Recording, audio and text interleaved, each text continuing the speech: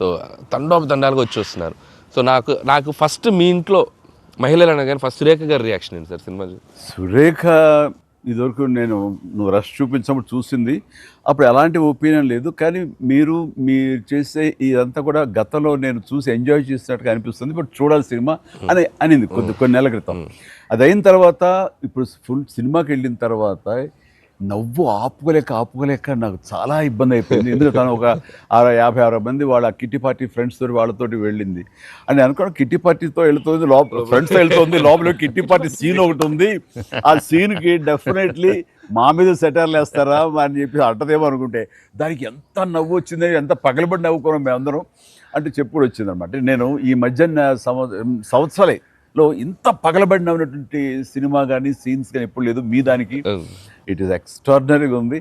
అంటూ మళ్ళీ వెళ్ళాలి, మా ఫ్రెండ్స్ అంతా అడుగుతున్నారు, మళ్ళీ ఫోన్ చేసి మళ్ళీ అవకాశం తీసుకుని నేను వెళ్తానని అంటుంది.